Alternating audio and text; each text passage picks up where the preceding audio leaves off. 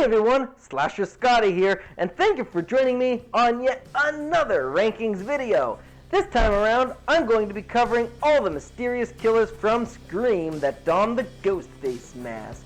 But before we dive headfirst and deep into the ones that were killing as Ghostface, please do you, me, and all of us a favor and simply subscribe to this channel. Show me some love. Slasher Scotty needs some love, alright? And of course, hit the bell notification icon so you can get updated on all the videos I post, from interviews I conduct with various celebrity guests, top 10 videos, these rankings videos, the body count, Slasher Scotty News, also known as the SSN, and other video content that is currently in the works. Please like this video if you like what you saw, and of course comment which Ghostface killer was your favorite and why. That is, if you disagree with me and my order of said killers.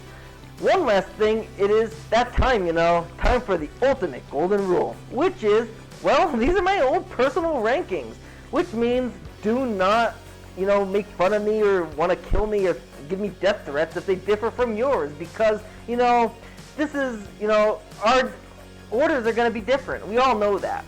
So now, who's ready to crack the mystery of Ghostface and uncover each killer's spot on the rankings? I know I sure as hell am, and I know you sure as hell are. So follow me into the other studio so we can get down to business, alright? Woohoo!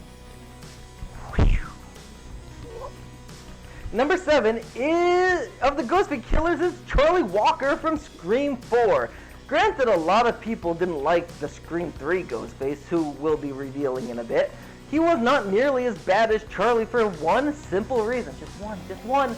Charlie was like a puppy dog that just wanted to kiss a girl. He stabbed Hayden, who, let's be honest, could be very much alive as she was last seen alive and holding her stomach, and then ultimately was killed by Jill Roberts.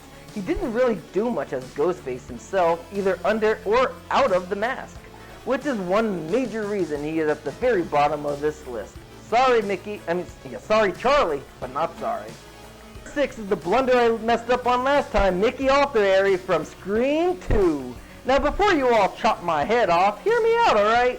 Mickey was a great killer and did a lot of heavy lifting, but even though he was busy killing, which is why we didn't get to see him most of the movie in the flesh, well, we didn't see him outside of the costume to get enough character development and be like, what the fuck?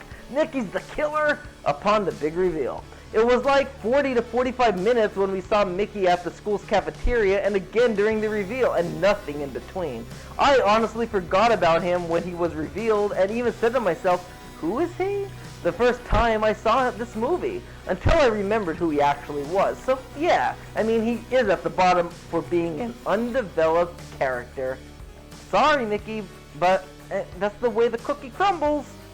Number 5 is Roman Bridger, director, from Scream 3. That's right, Roman is the only killer of his specific film to be the only solo killer with no help.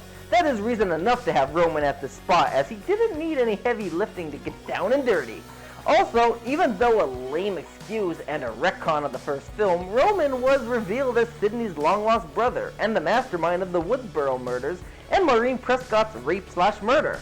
So even though a lame and retcon story arc for plot purposes and motive, it still was something he did and thus has him as a badass, powerful killer and mastermind. He even faked his own death to throw away suspicion on himself. Now that is some clever thinking if you ask me. Number 4 is Mrs. Loomis from Scream 2. Mrs. Loomis, originally seen throughout the movie as Debbie Salt, a reporter and fan of Gale Weathers, is revealed as Mickey's accomplice and the mother of Billy Loomis, the killer in the first movie. Talk about connections.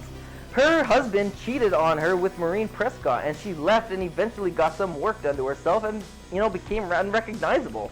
She is the ultimate mastermind of the murders on campus and did a lot of the plotting for Mickey to pull off.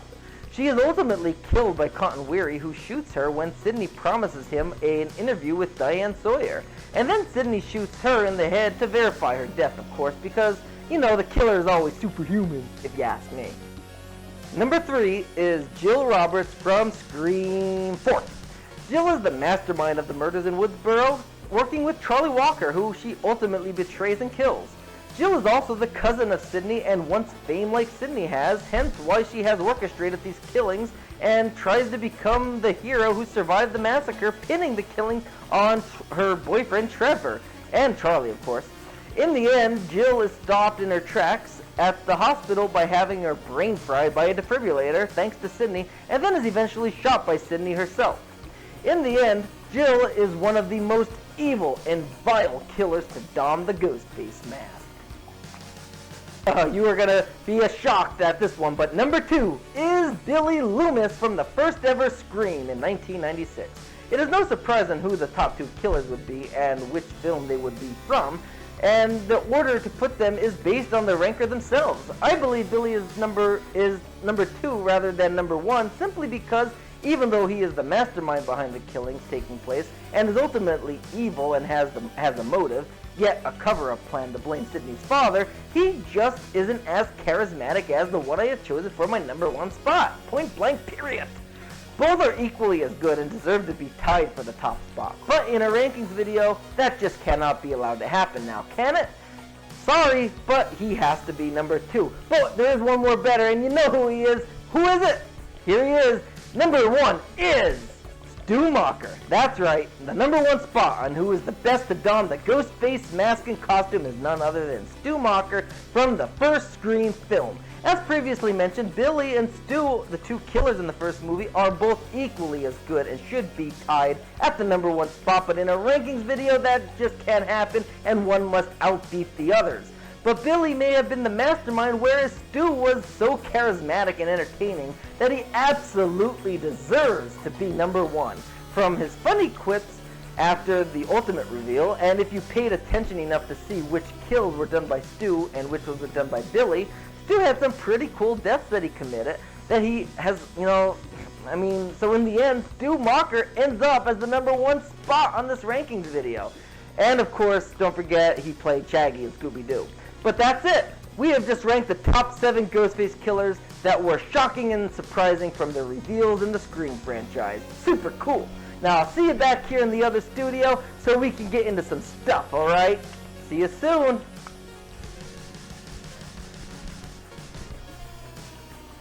Hey guys! Glad I'm back into my own body after I just possessed you all last time. Feels good to be back in my own skin. But thank you for joining me on this journey on ranking the top 7 Ghostface killers. It was super fun and hella cool to do. But before I let you all go back into cyberspace, I just want to let you all know, take a couple of seconds of your time, alright? And let you know to please splash that subscribe button. Plus don't forget to hit that bell notification icon. Me. And you'll get all of your notifications on every video I upload. If you like this video also, please give it a like. And of course, we are different people. So that means your ranking order on killers will vary and differ from mine. And if they do, let me know your rankings of the Ghostface killers by leaving a comment in the comment section below. I'll of course interact with you as well. It's what I do on this channel. But again, I thank you all for joining us on this very special episode of the rankings, and I look forward to you all joining me next time when we rank... well, I can't tell you that right now, but this is a Scream film, right? And Scream films are mostly stabbings and knife wounds, right? Am I right? Wait here for a second.